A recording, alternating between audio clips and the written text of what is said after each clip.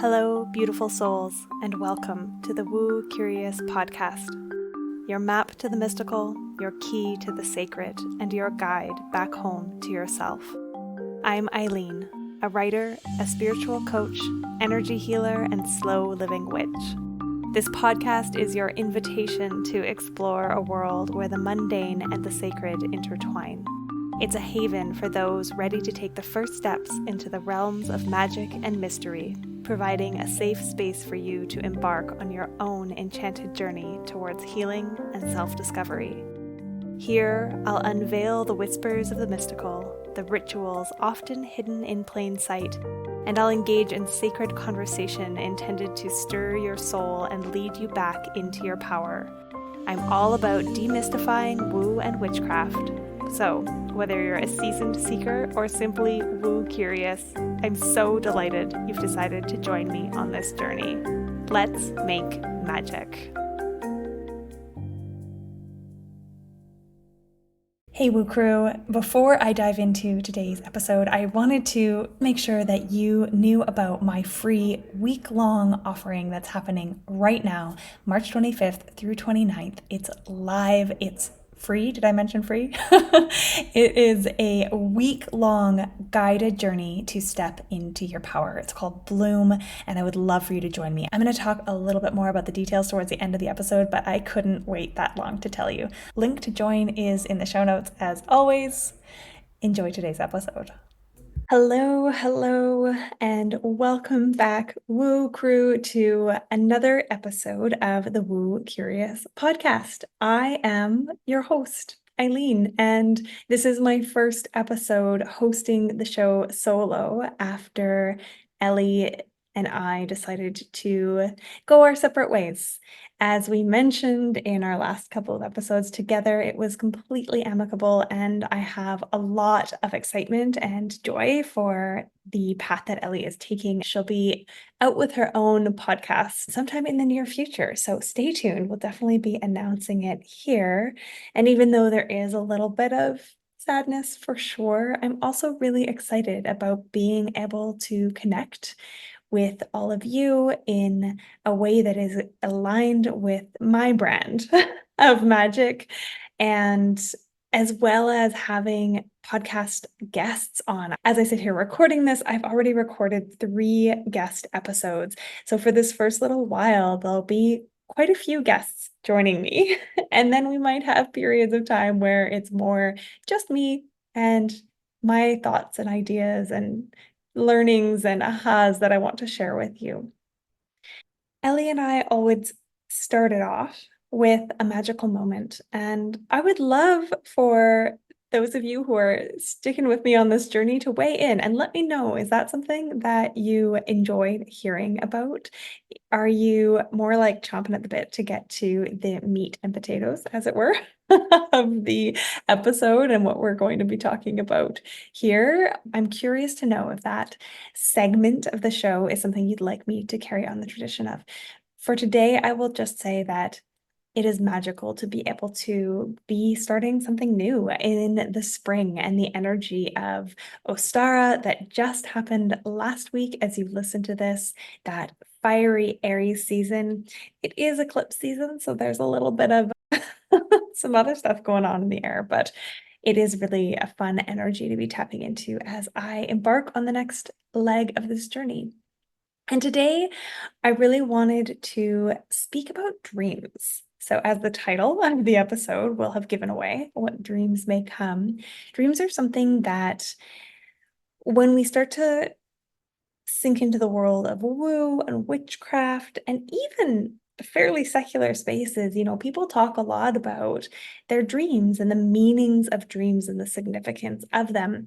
And the reason that I wanted to talk about it in this episode is because for me, when I started my path of becoming a wild medicine energy healer, I felt like an imposter or a fraud in a lot of ways. But one of the ways that has kind of stuck with me longer than a lot of the others as I deepen my practice is that dream state piece of the magic or the woo world. There are a lot of healers, witchy women, people in this sphere who talk about the messages that they receive in their dreams, being able to control their dreams, receiving these big downloads or insights or answers to questions that they have. And especially when I started this journey, I did not remember my dreams. Not even a little bit, not ever, unless they were nightmares that woke me up, which that's no fun. And so I really felt kind of as though I wasn't fully a healer. I wasn't fully a witch because I wasn't able to remember my dreams. And so while dream work is very much a part of woo work, it's also not necessary. I think for a lot of us, I know for me personally, when I start to explore new realms of learning and new areas of expertise, I have this desire to know all of the things and to be really good at all of the things. I have a quiz called Which Witch Are You that I created for people to find out a little bit, which way they stray in terms of witchcraft. It's fun, it's lighthearted. I'll link it below for anybody who hasn't taken it. But when I was writing it, I found myself even being like, but I want to be all of the witches. I don't want to just choose one. And of course, you don't ever have to choose. And the reality is that we can't be experts in all of the things. There's too much knowledge and too much wisdom, and everybody has their own particular strengths and talents. And so for me, it's been this recognition, this slow permission for my spirituality to look different from the other people. And of course, if I've experienced this, it is a fair likelihood to say that at least some of you have. And then maybe it was dreams, or maybe it's, seeing auras, or maybe it's feeling drawn to crystals or reading energies. Maybe one of these areas to you feels like you draw a total blank. And we can often start comparing ourselves or feeling like we aren't magical enough, or maybe we are not magic at all, or we don't have any of these talents, when really it's just that our strengths lie elsewhere, much like the clairs, which Ellie and I spoke to in a recent episode. You may have a little bit of strength or a little bit of skill in all of the clairs, but there's likely one or two that you're really strong in. And so for me, this is what dreams have become. Now, what's really cool is that we can, like any other skill in life, strengthen these different spiritual skills or these different witchy woo skills. So just like if you'd never played piano or read sheet music, you could teach yourself how. You can do this with dreams a little bit. You can consciously practice remembering your dreams. Now, patience is a big piece of this.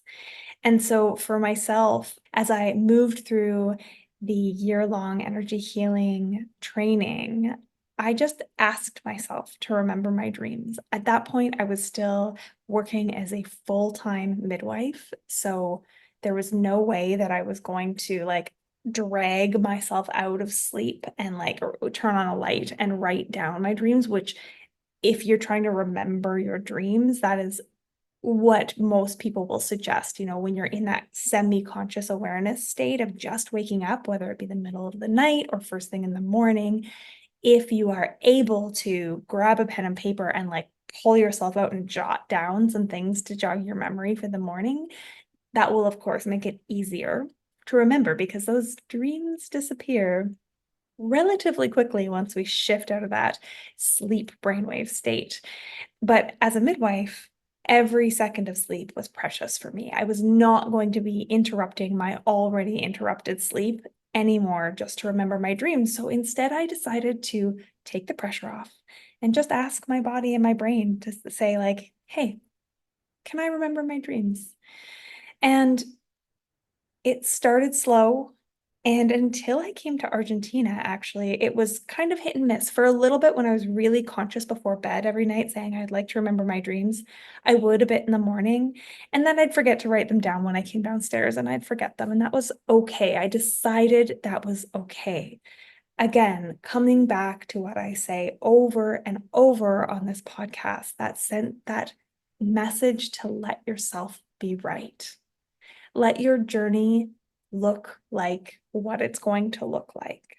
I was learning so many other things and I had a lot on my plate, and it was okay to not be the dream guru right off the bat, to decide that rest was more important, to give myself grace and compassion and that permission to do it differently. And one of the things that my mentor often would say was, if we were setting intentions or asking for guidance or any of that kind of thing, to set an intention before going bed to receive guidance or receive answers or receive a message in your dreams.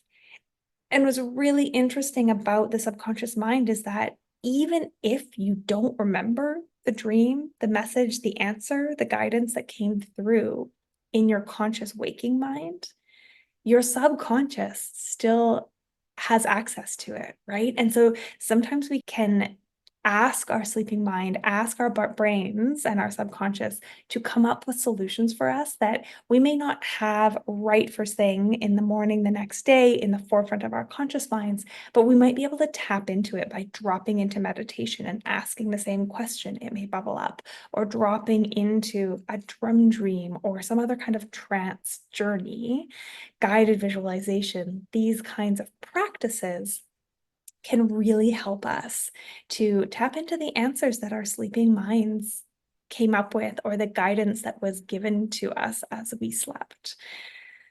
What's really neat is that since I've been here in Argentina, I have been remembering my dreams far more. And I don't know why particularly, except that perhaps it has something to do with the herbal medicines that I brought with me. So I brought just two. We're traveling fairly light. That's how we travel. Even though we're sticking put in Buenos Aires for most of it, I didn't want to have a whole lot of things to lug with me. And I already had 4 card decks, a bag full of crystals. So I brought a mugwort roll-on oil and a yarrow flower essence that I've been taking almost nightly right before bed, with the roll on onto my heart chakra and my sacral chakra and my third eye, and the yarrow goes under my tongue. And I am fairly certain that those things combined with the new energies of the space and being a little bit more, when you're shaken out of your routine, your normal, sometimes things come up that otherwise wouldn't be in your awareness. When we're in our regular routines, our ruts, autopilot kicks in. And so perhaps it was that shift out of autopilot for my day to day that also caused these dreams to become more vivid. And I decided to do this episode today after having received a really vivid dream with a tiger in it. And tiger energy felt like a great way to kick off the solo portion of this podcast. I've been feeling overall, until recently, quite out of sorts here. Initially, I was really fighting the shift from the almost spring energies into the almost fall energies. Being in the southern hemisphere, all the seasons are flipped. And so I struggled with that for the first long while that I was here. And part of it was wanting to be in the burgeoning spring energies. And I think I resisted just landing here in these energies. And so it was interesting that though I was feeling out of sorts, though perhaps my whole self wasn't really wanting to be here all the way here for as long as we've been here, it gave me the gift of these remembered dreams, and I am able to jot them down more often. When I first wake up, I'm remembering to do that. I am remembering to bring a journal and a pen into the bedroom with me. whether or not I actually remember to use them in the middle of the night to jot dreams down, that's a whole nother kettle of fish.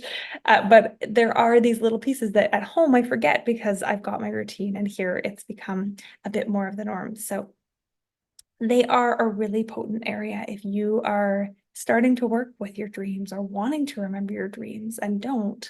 First off, it's okay. You can still ask for guidance and messages before going to bed for your sleeping mind to sort out for you.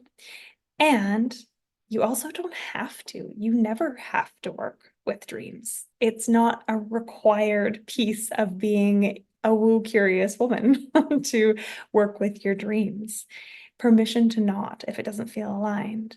And maybe you're one of those people who does remember their dreams. And so if that's the case, writing them down, especially first thing in the morning, looking for patterns, asking for guidance before you go to bed, explicitly asking to receive that guidance in that dream state can be such a fun place to play. And, if you're dreaming about plants or animals, looking up what those plants or animals mean, where they live, where they grow, the environments, their family structures, or their symbolism in more spiritual realms can be really fun to see where the breadcrumbs are leading. So those are my thoughts on dreams, on working with dreams, on remembering dreams. I am so curious to know if you remember your dreams. And if you do, are you able to specifically ask for answers, before you go to bed, set those intentions and receive them? Or have you maybe not thought about doing that or playing with that? Certainly, if you remember your dreams, that's a super fun place to play in the woo world.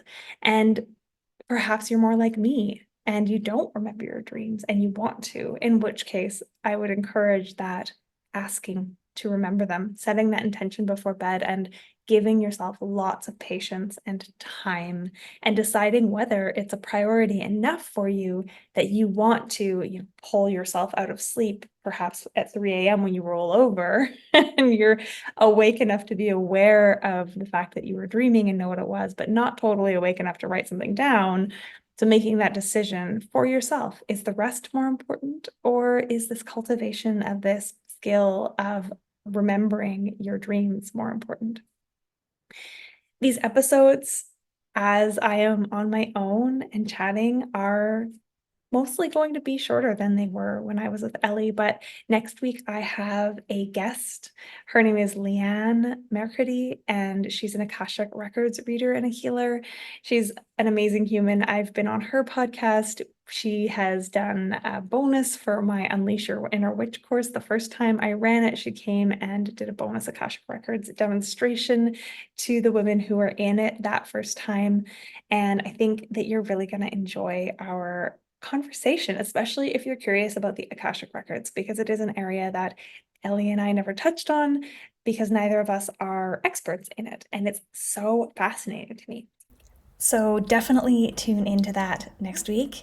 And before I forget, as you listen to this, today is day one. If you're listening on Monday, it is day one of my week-long free offering called Bloom, a guided journey to step into your power.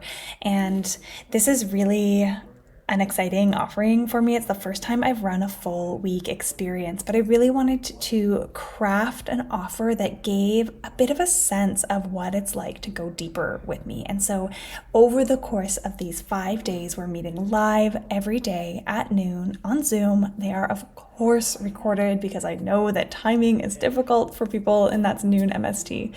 Over the course of these 5 days, I am going to be doing a little bit of teaching because we do live in our heads and we need some of the cerebral information, but I'm also going to be focusing more on dropping us into some journey work, to some guided visualizations that I pull my energy medicine into to drop us deeper and meet some of the parts of ourselves that we often leave hidden or aren't even aware that they are there below the surface. And what this does is it really helps to connect you to your intuition. We've talked about that frequently on this podcast. It'll keep coming back around, but tapping into that intuition learning to really hear what those pieces of you, what the real authentic you is saying, what she desires, and setting the foundation of confidence to be able to trust and follow that intuition, and to be able to confidently ask for what it is you desire in this life and step into your power, reclaim your power. So it's not too late to join. The link is below. Please hop in. You will get the replays. If you've missed Monday's live recording, that is totally okay. You will get it, and it runs all week. I would love to see you there. Any questions, just send me a message over on Instagram at myluminous_life_. And on that note, I'm probably not going to be manning the Woo Curious podcast Instagram page very well. So find me at myluminous_life_ on Instagram. Let me know if you remember your dreams. Do you work with your dreams? Have you thought about setting intentions to ask for guidance or questions before you go to sleep at night? Or are you like me, where you just don't freaking remember them, even when you want to? And please, if you like this episode, if you're excited about what's coming up, leave a 5-star rating wherever you're listening to this podcast. If you're on Apple, I would be absolutely delighted if you would leave a review as well, and tell your friends. This is a dream of mine, a waking dream, to have this podcast, to grow this community. I'm always open to suggestions, to topics that you're curious about, anything you would like me to speak to. And I can't wait to be back here next week with Leanne. That's all for now. See you next time.